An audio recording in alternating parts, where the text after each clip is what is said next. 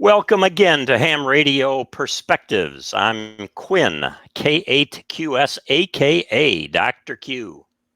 And I am Tom, WA9TDD with no aliases. Yeah, and together we are known more or less as Dit and Da, the Morse brothers. Or the SWR twins. Yeah, okay. So here we go with another one. Boy, I've been looking forward to this topic, Tom, because old rigs that never quite worked well, they get in your craw. It's like an old car that you once had and you couldn't quite get it working well. And you wonder if you should just sell it off or try to fix it. Correct. And these worst HF rigs ever, defining ever, is that period between the mid-1960s and 1970s when Dr. Q and I were pretty much newly minted hams. And we'd made these mistakes and spent our hard-earned newspaper route money and learn from our mistakes. Yeah, I worked in a drugstore too for a while and used that money.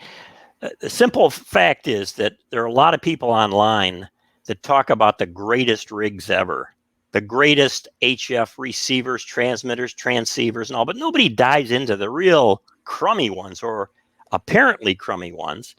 And that's what we are going to do right now. We're going to take a deep dive into the worst HF rigs of all time. We've had personal experience with a lot of different kinds of rigs.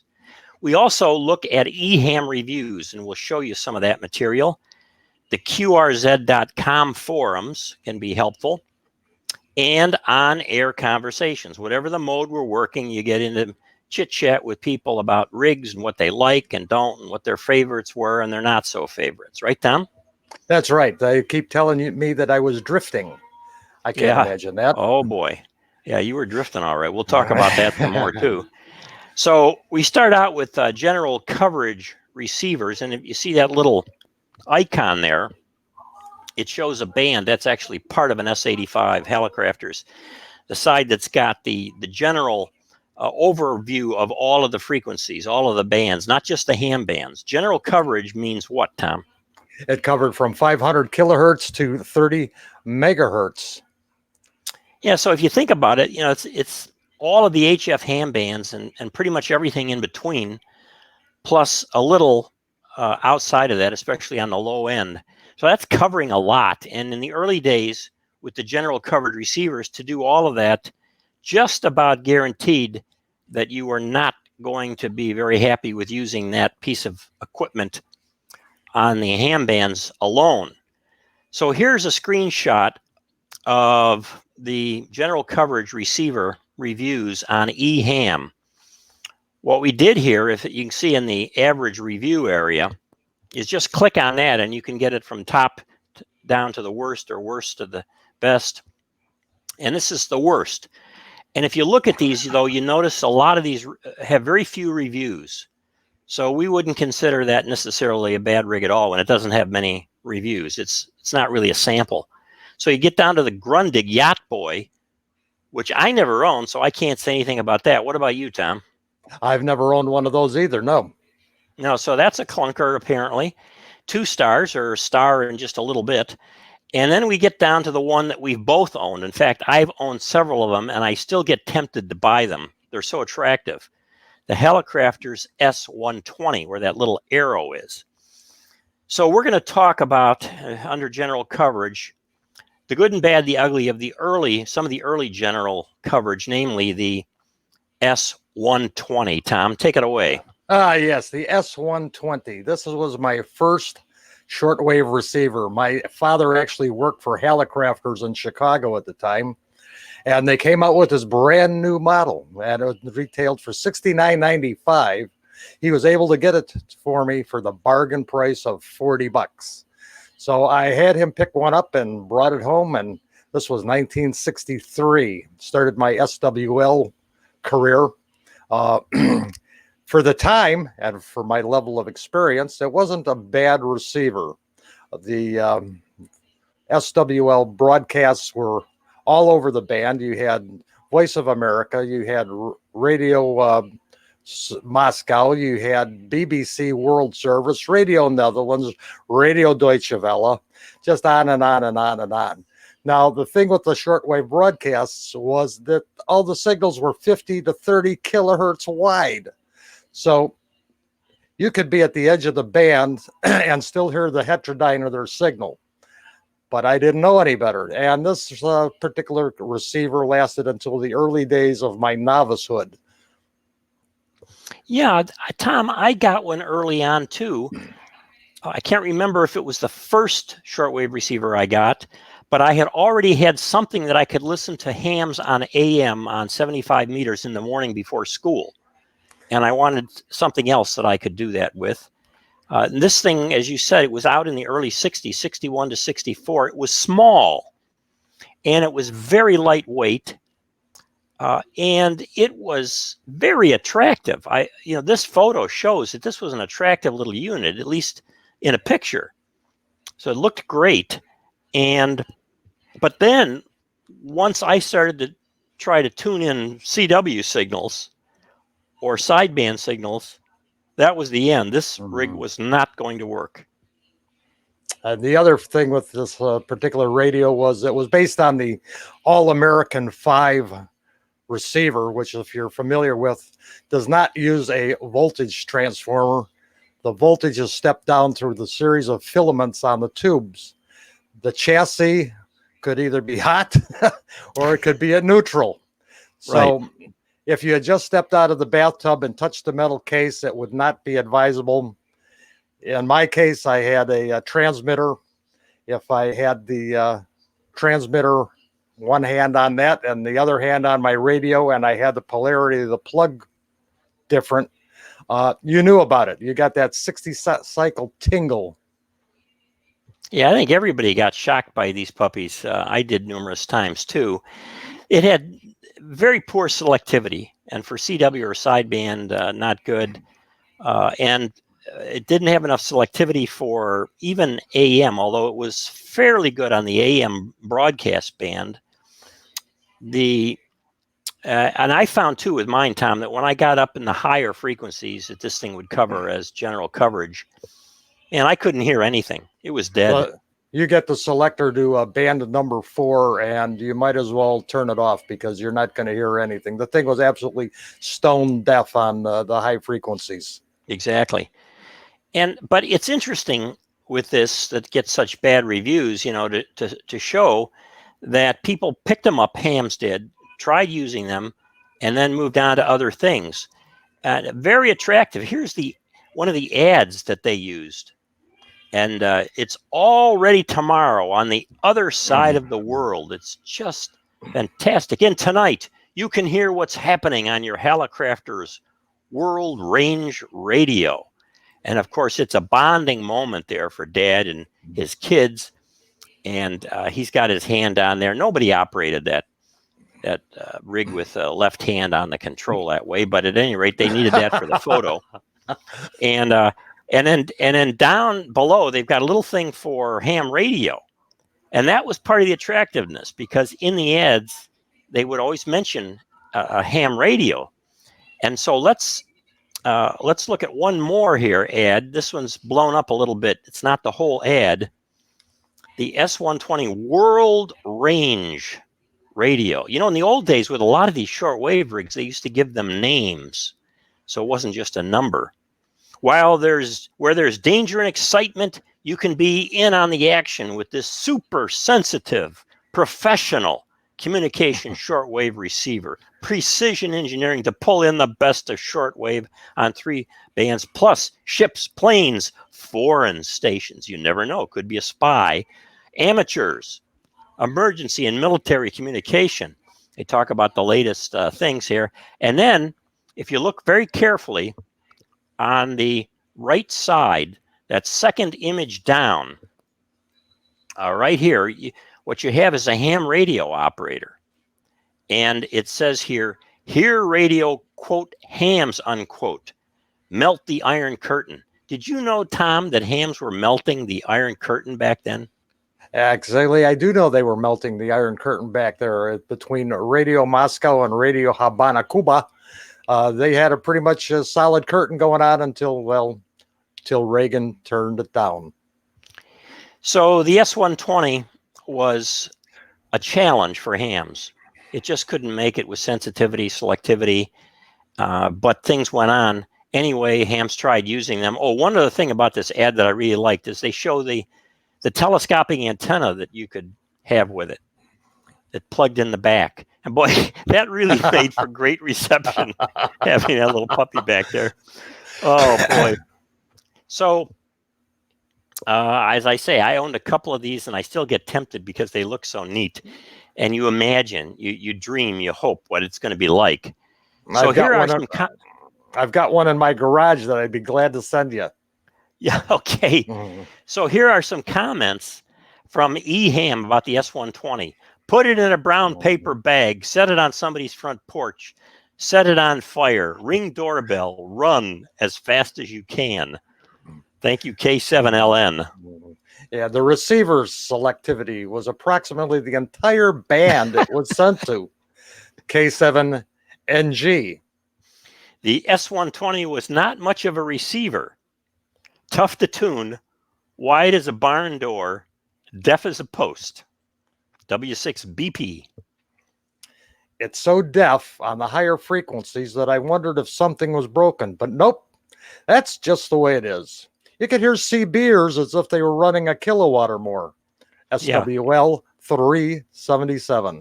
Yeah, and if the CBers are next door. The radio was destroyed by a house fire 2 years ago, and I do not miss it one bit. KB1, what is that?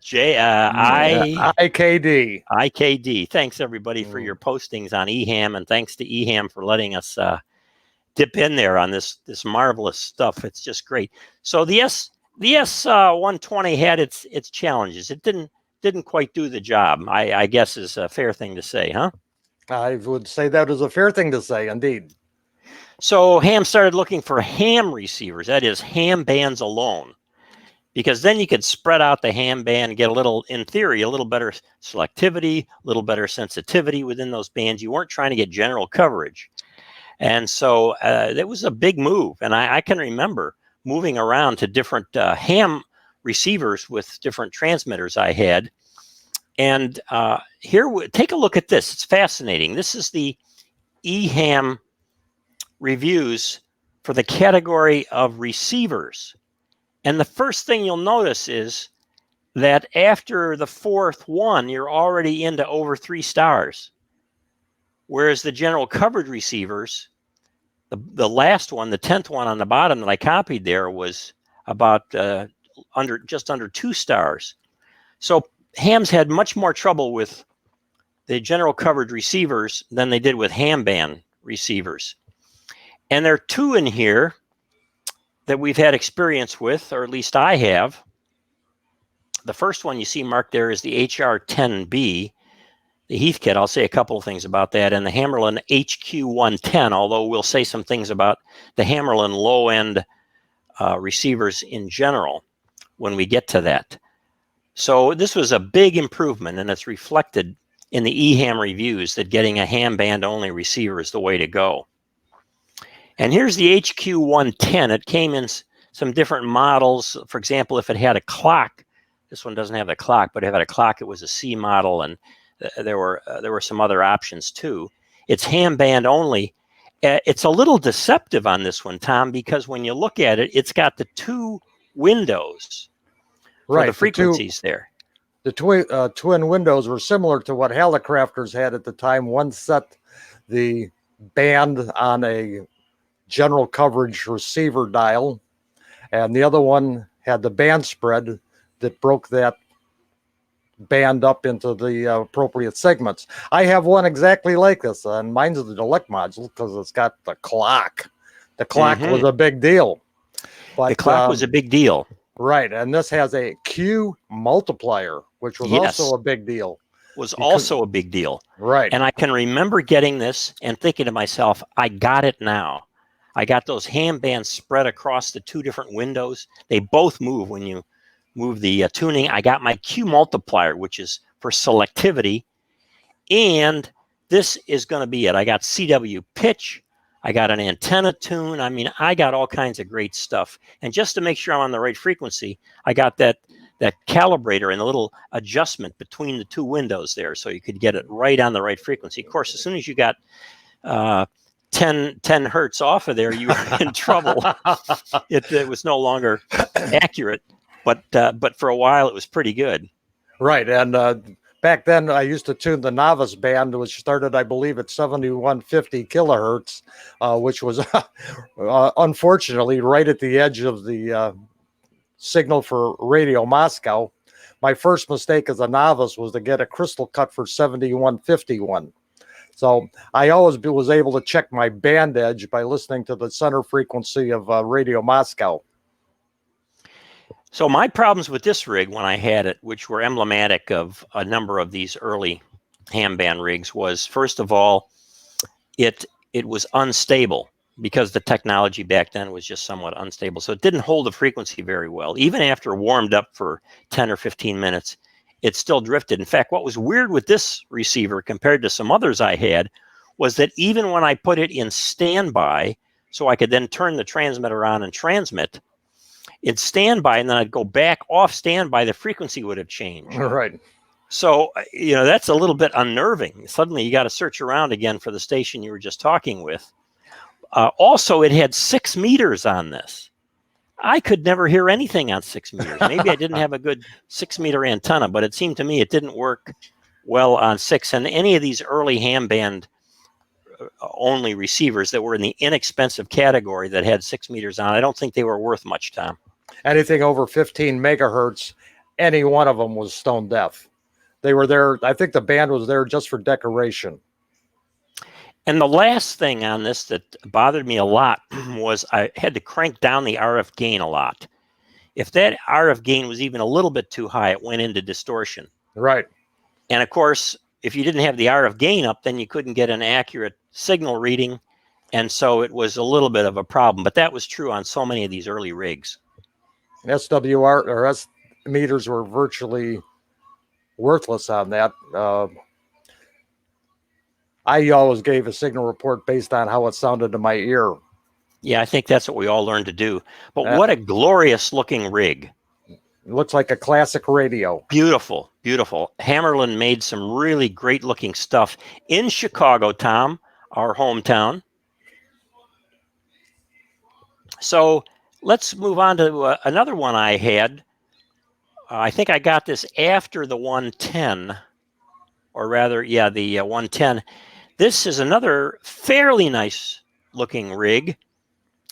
This is the Hammerlin, or Helicrafters rather, Sx140.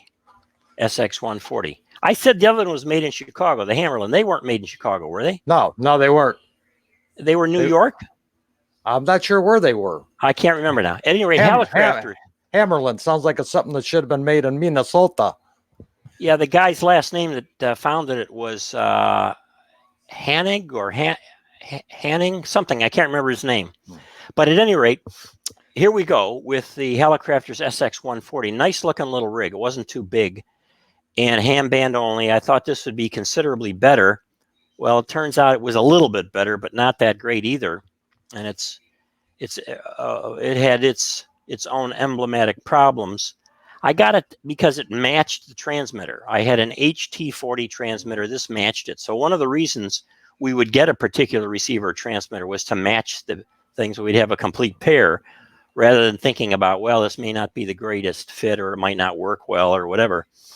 It too had very poor selectivity. The sensitivity was not great, especially on 10 meters. It was poor. When 10 meters was really good and the signals were booming in, it was okay. But other than that, it wasn't great.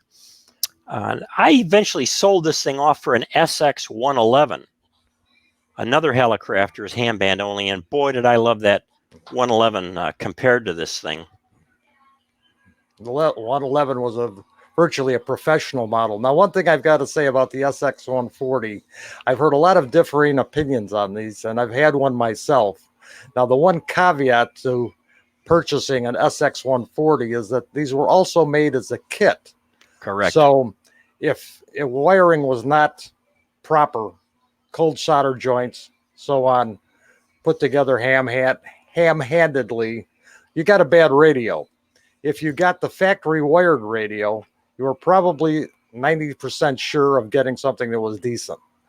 Yeah, and we're not talking about kits like Helicraft where you just plug in components. This is where you No, actually had to solder in the resistors and capacitors and so forth. right, and it was all point-to-point copper wire. Exactly. So no printed circuit boards. You had to follow the instruction book and check things off as you went. I never liked this kind of S meter. What do you call this kind of S meter, Tom, where it comes out like that and it swings around? Yeah, that looks like a Studio S meter off of a VU meter off of a tape recorder. Yeah, something like that. It was always kind of bouncing around. It was very general. I never had any sense that it was solidly accurate, though later, of course, I found out in my growth in the hobby that S meters in general are not accurate, even to this day, even if they look like it with a real clear dial or whatever. So this is the 140. Good rig. It had its limits. At one point, I moved to Heathkit. I started to groove on Heathkit. You know, you can really get hooked on Heathkit. They had so many great things, and this HR10B was a very popular rig, and again, it had a corresponding pair transmitter. So I got this thing in there, but my recollection was that it was, and the reviews kind of reflected on eHam, it was really not any better than the Sx140, probably not as good. It had the same problems of sensitivity and selectivity. But it also had the advantage, Tom, of the other, and that is very low cost. What did these things go for? Do you recall? They were probably about $70 brand new as a kit. The one thing I did not like about it is the way the dials were strung onto the tuning knob. They always seem to be kind of herky jerky. You turn it an eighth of a turn, the needle stays where it's at. You give it another 16th of a turn, and it pops over, another megahertz. So, Yeah. that Oh was boy, there are whole videos on how to restring some of these old rigs. It was probably user error, but I wasn't particularly fond of it. Anything with a slide rule dial was not exactly my cup of tea. Yeah. And of course, kits and Heath kits were known to be bought by people who did not have much experience building kits. Correct. The instruction book was on the par of a kindergarten coloring book as far as the instructions went. Right. You put this end of the capacitor on this tie point. You soldered it, and then you made a check mark that you knew it was completed before you went to the next step. Right. So let's move on here to transmitters, ham band transmitters. You've got a load, you got tuning, you got to get this thing up and running.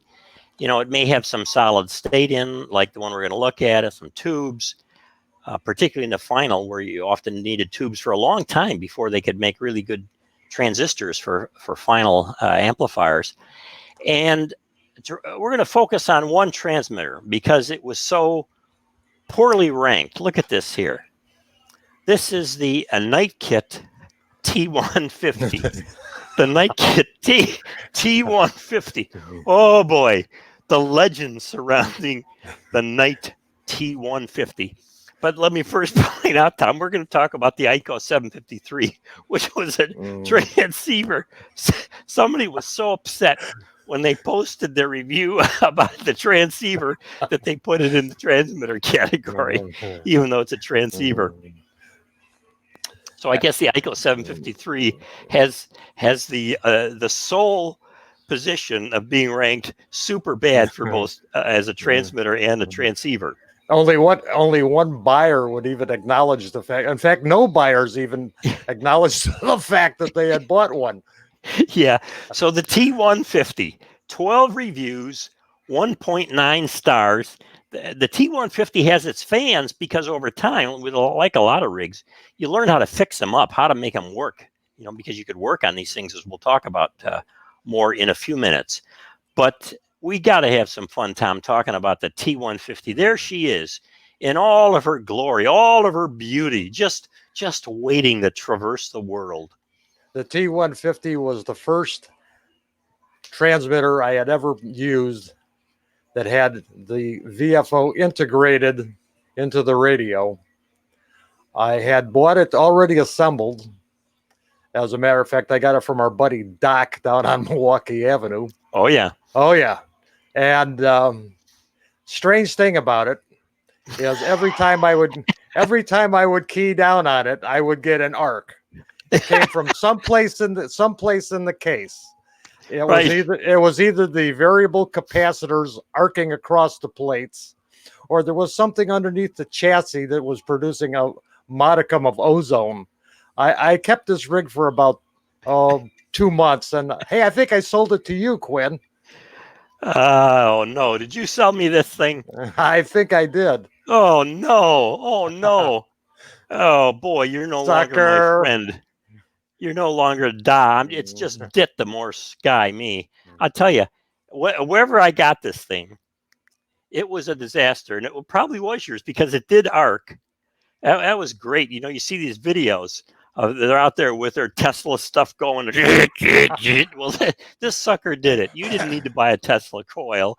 This thing made it happen. Tom, as you say, the VFO was the problem with this thing. I could make contacts with a crystal. Put a crystal in for 7170. I had one. I could make contacts. But as soon as I went to the VFO, I never made a single contact on the VFO on this thing. That's because it acted as a spark gap transmitter. In fact, it was all over the band. I only know that this was getting out at all because I got an OO. This Hams, we had this volunteer service official observer where you heard something that was terrible and you'd send them a note, little postcard, and it would say what was wrong. So this I was on some weird frequency. I don't know where it was.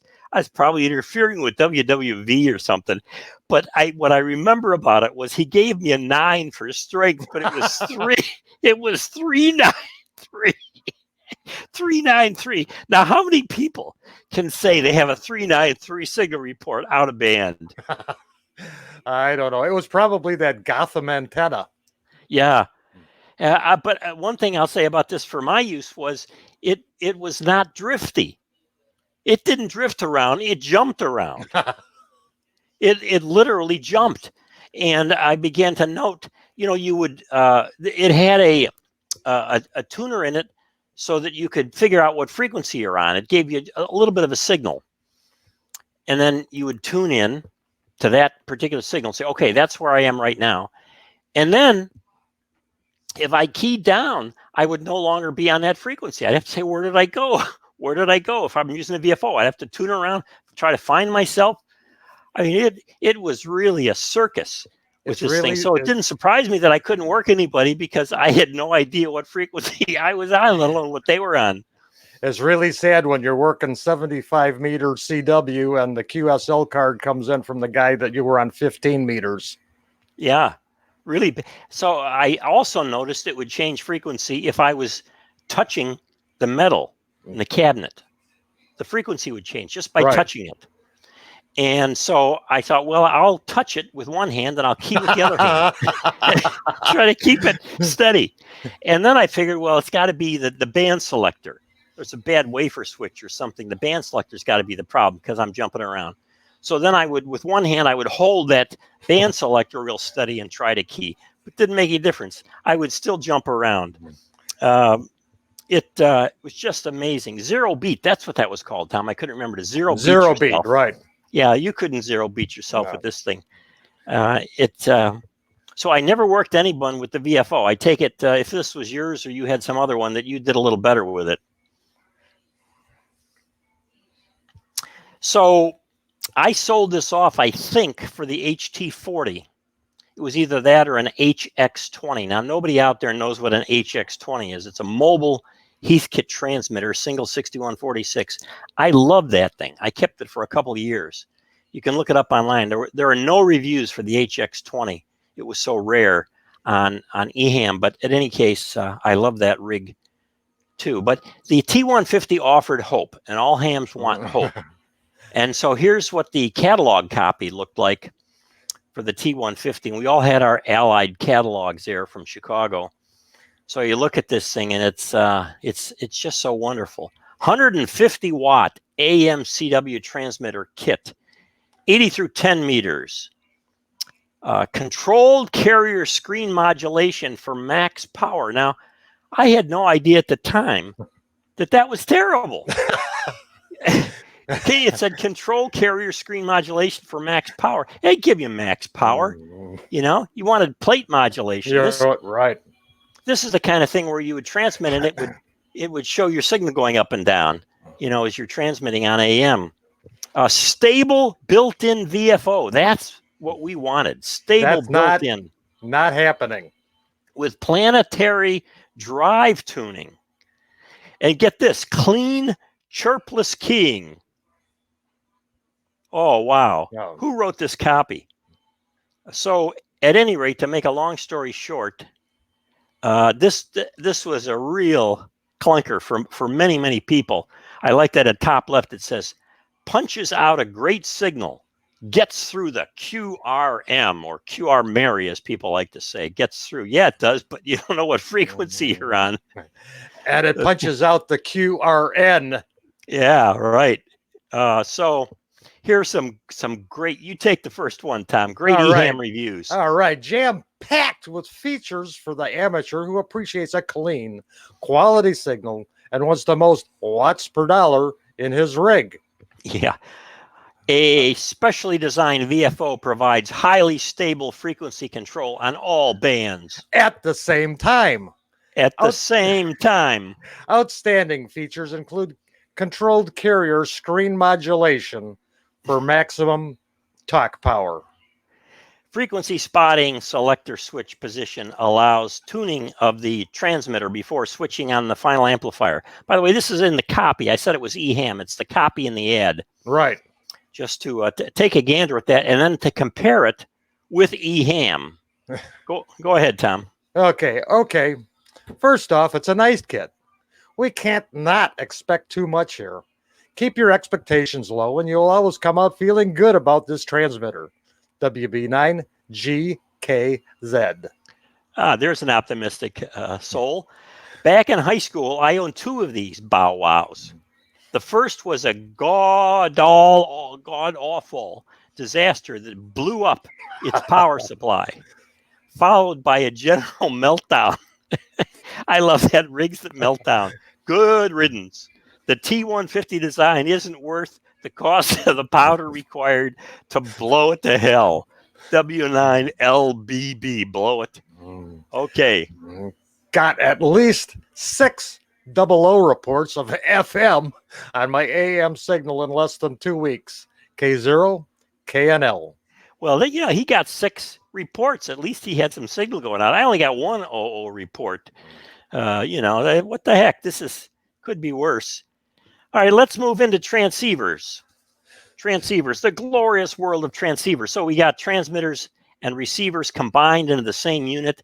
And what really pushed this for me was single sideband. When a single sideband came along, I wanted a transceiver because it was so much easier to operate. With a transmitter and a receiver, you had to shut off the receiver, at least, part of the power of it, put it on standby, and then turn on the transmitter and go back and forth. And on AM, that was okay because AM QSOs, typically one person would talk for about 74 minutes and then turn it over to the other person, and he would send it back to somebody else. But on sideband, where you're clucking back and forth, it didn't work. So transceivers were going to become popular with single sideband. And when we look at this category on EHAM, we find that there's only really, sorry about that. There's only one with a lot of reviews in the top 10 really bad ones there, and that's the ICO 753. The ICO 753. Now, this is a transceiver of legend. You can talk to hams from here to Australia, and you will find hams that have been burned by one of these suckers, the ICO 753. Also known as the Drifty 50. The Drifty 50. Oh, that actually was applied to something else too. We'll talk about that in a minute. So here you see 40 reviews average review of 2.1. Wow. You know, and that's hard to do with a transceiver. And somebody is other being one on here- generous. Yeah, right. It's hard to do. So we're talking about some serious problems with this thing. But before we get into that, talking about transceivers, here's the Swan 350. Now, I got into transceivers through Swan because I wanted a cheap sideband rig. I didn't necessarily want to go the kit direction. I wanted one pre-built. I wanted one that had some power. It looked halfway decently, and Swan was coming out. Tom, you probably don't know this, man. It's my professorial wisdom here. The guy that ran Swan, started it and ran it. His father's name was Sven, and he named Swan, the company, after his father, Sven Swan.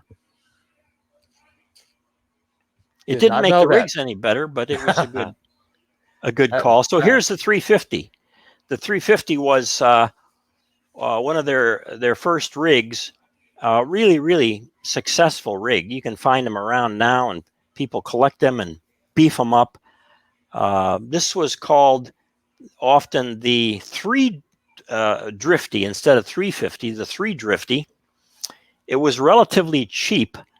As I recall, in about 64, when they started coming out, these things were about, with the power supply, about $600, whereas the Collins KWM2, I think without the supply, was about $1,150 or $1,200. So these were quite cheap. And this 350 is one of the earliest popular sideband transceivers. Now, why did they call it 350, Tom? Boy, you got me. Was that the high voltage supply? It was the alleged power. Alleged power, 350 watts PEP. PEP, peak envelope power. So I used to get out of these things, and I had a Swan 500 too, maybe 100 watts on CW, and then up to 300 or 400, maybe 450 or so with my Swan 500. That was a lot of power, PEP on sideband. Well, when you've been used to being a novice with 75 watts input, anything of that magnitude would be a vast improvement. Vast. Mine always, the Swans had a clunky relay, real loud, clunky, and sometimes it would catch and sometimes it wouldn't. It was kind of frustrating. And they drifted enough that you didn't want to work anybody in the first 15 minutes, maybe the first half hour. Otherwise, your frequency is going to be changing. And even then, it would change. So if you got into a QSO with long time back and forth, you'd find yourself what we call leapfrogging. You'd go up the band, and then they would go up the band, and you'd go up the band. Pretty soon, you're 3 or 4 kilohertz up the band, and megahertz. Let's say megahertz back then, right? And that's right. So megacycles. I mean, yeah. So at any rate, this was a big improvement, and the Swans were so popular that other manufacturers looking around to build cheap sideband rigs too. This is the Swan laboratory, the factory where they put those things together. It's just great. I love these guys in the jackets there, the white jackets, working on it. And this is not solid state stuff. You could bang it around pretty badly and it would still work. The 350, from 64 to 65, 400 watts input, they said. Now, I never got that out of it, but you get a sense of that. And then the carrier current, again, on AM wasn't good at all. They would say 125 watts input. Who knows if you'd really get it. And the big thing about the Swans was these finals, the 6GK6 driver and the 6HF5 finals. These final tubes in this thing, the final amplifier, were the same tubes used in television sets, right, Tom? Right. They were the sweep finals.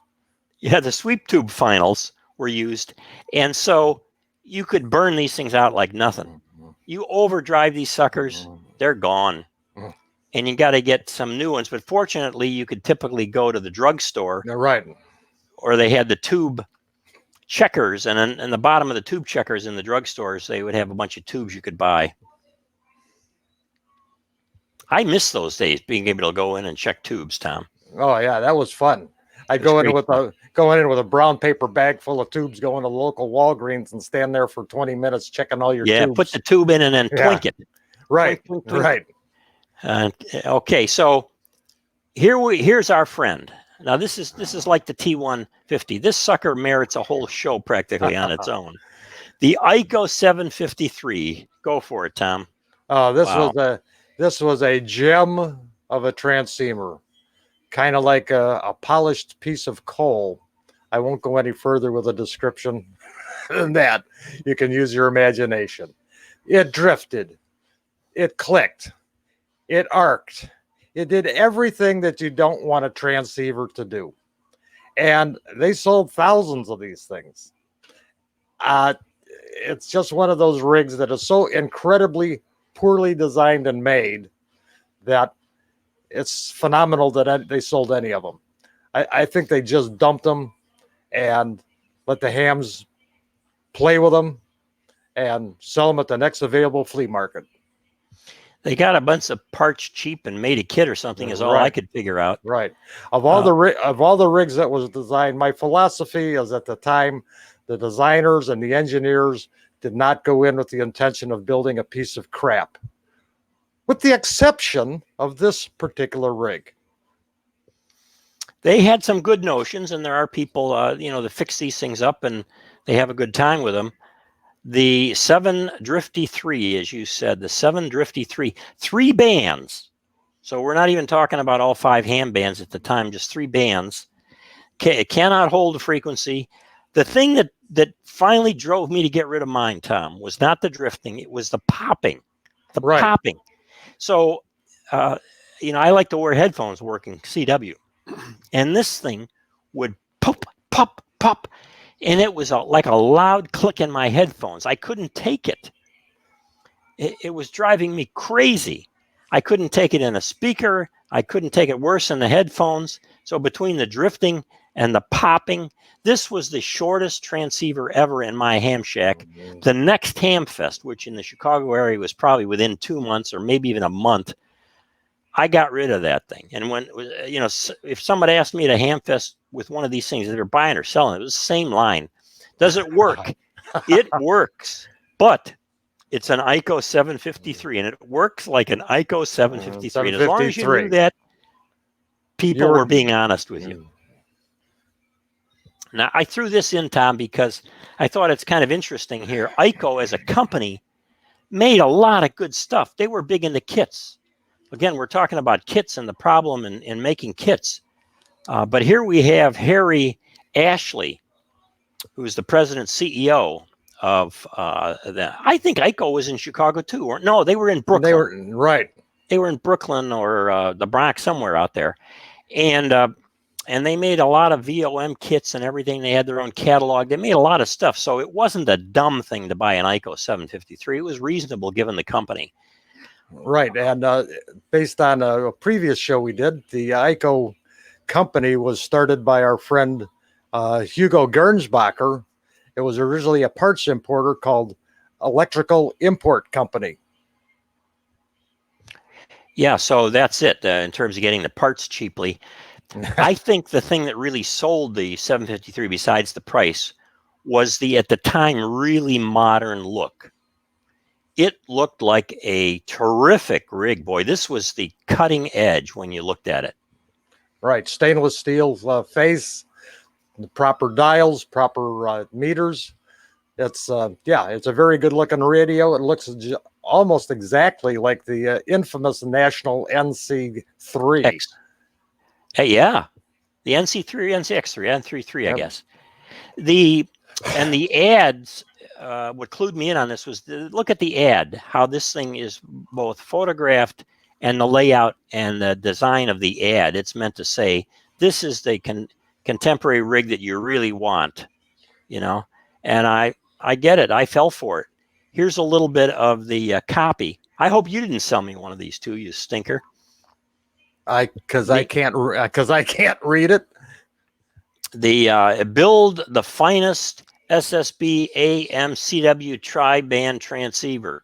Well, of course, it was probably the only one out there with 300 watts of, what does that say? SSB punch and something, and signal generating capacity or something like that. On and on it goes.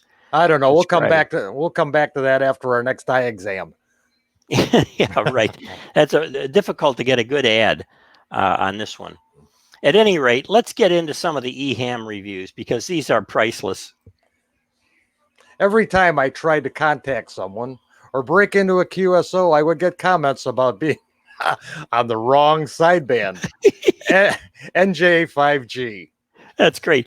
I was able to participate in different conversations at almost the same time in the same band. XE3LW. There was always smoke or an arc and radio down. I would race to get it fixed before the QSO left me. WA40OTD.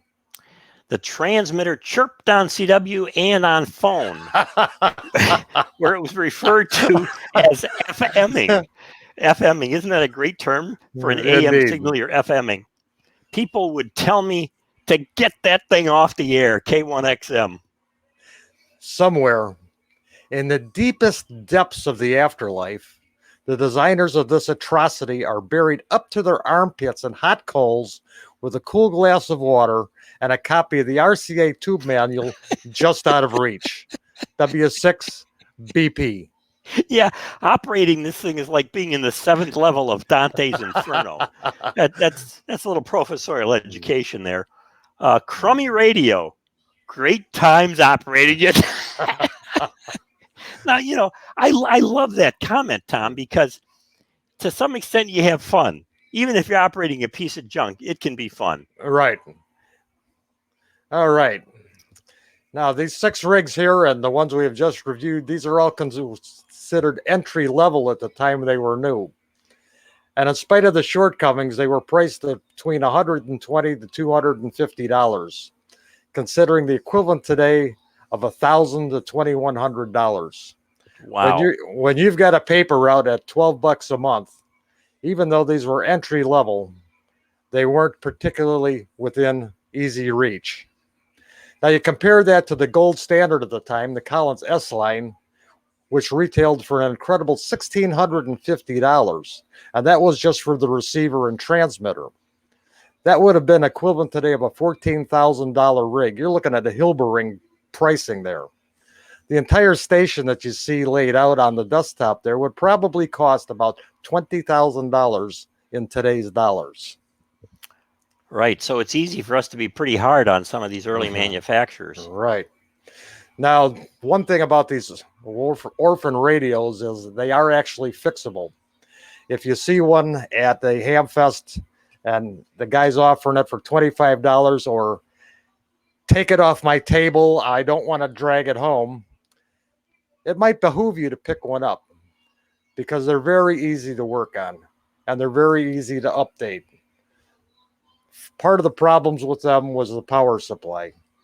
If you upgrade the power supply, stabilize the temperature by replacing the heat-sensitive components, for example, capacitors, replace them with NPOs and modern electrolytics, and use a solid-state rectifier instead of the OA2 tube. Upgrade to a DDS VFO on the transmitters with an incorporated digital frequency readout. Build in an incorporated solid-state keyer, and put an isolation transformer in the case of all the All-American 5 voltage chain receivers similar to the S120 and its predecessor, the S38, which we haven't covered here, but that was another dud. So the fact of the matter is, Tom, that with the older rigs that were more popular, a lot of these upgrades you can even buy in kits. You can get the whole kit, for example, for a Heathkit power supply. Buy the kit, it's got the capacitors and rectifiers, whatever you need, bam, you do it yourself and you're upgraded. Right, and you can upgrade any of these rigs for probably in the neighborhood of $100 and come up with not a barn burner, but a fairly serviceable, reasonably good rig. Now, this brings me to the Ten-Tec Omni D. Tom, I have owned at least 5 of these. I know you have one still right now. Did you own others too or not? No, I only have the one that I have, and I'm aware of the PTO situation out of the factory. Right. Mine has been replaced actually with a DDS VFO, and it still doesn't work. I fire up the rig and it comes on 1.00000 megahertz. I can't figure it out. So it's Well, sitting in the we'll get it working. yeah, it's sitting Uh, in the bottom drawer of my desk. yeah, we'll get it working. The thing is, I am a big fan of this transceiver. You can pick these up for between $250 and $350. They are terrific transceivers. The, Terrific. the receive section on it, I have yet to see a receiver that can beat the Omni D. It's hot. It's really hot. The selectivity is good. There are different versions of it with different filters and all. The tuning is fine up until a point where the PTO, which is like the VFO, but it's permeable tuning oscillator. It's like a coil that's hollow, and you're running something in and out of it. And it's a great concept, but over time it gets gummed up, and so you have to deal with that gum up. If you don't deal with it after a while and you start tuning the thing, it doesn't move, or it jumps along a little bit, or it changes frequency. It's a problem. But fixing that, in my view, this is one of the best rigs that you can get on the market for the price. It's got terrific QSK, break-in keying. It's just fantastic. So my point on this, Tom, is that there are rigs out there that have a contemporary issue with them because they're older that can be fixed up, and it's well worth it. Now, one that you never fixed up yourself, Tom, was the VF1 VFO.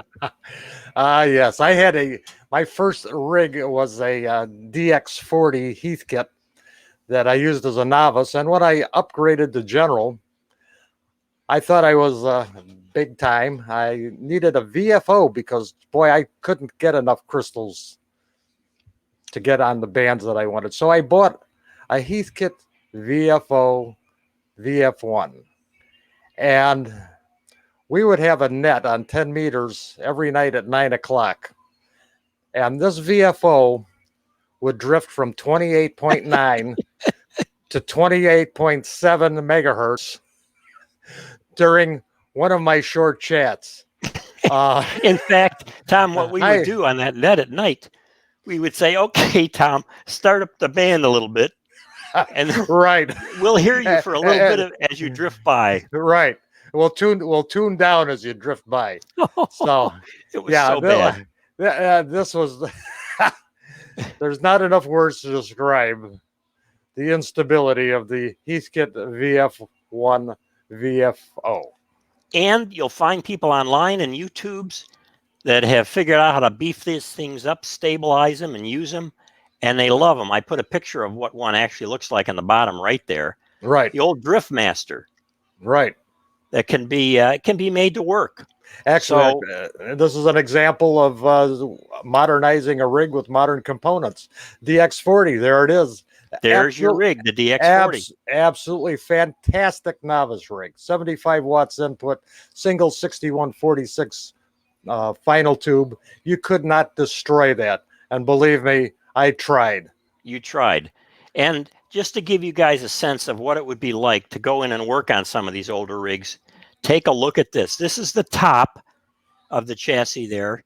Look at the access to that, to the tubes there. You see the what is that on the right? It's the transformer. Is that a transformer on the left, or is that a relay there? That's a transformer too. They're both transformers. Yep. One was the modulator transformer.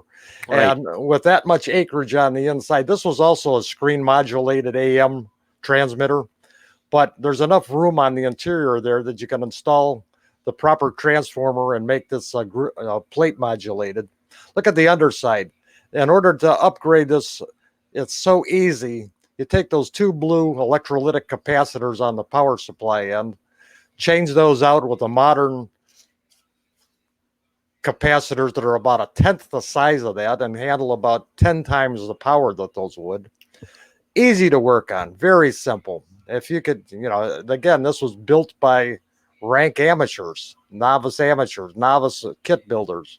Hard to go wrong. That was so simple. Absolutely. So one more point on this to encourage you along to think about taking some of these old rigs, even if they have a bad reputation. Here is an Atlas 210X. Now, Atlas was also made by Swan. This is a mobile rig. It's real small. You'd be amazed how small this is for its time. And I had one years ago, liked it, wished I hadn't gotten rid of it, even though it had some problems. And then I saw one at a ham fest about 2 years ago for $30.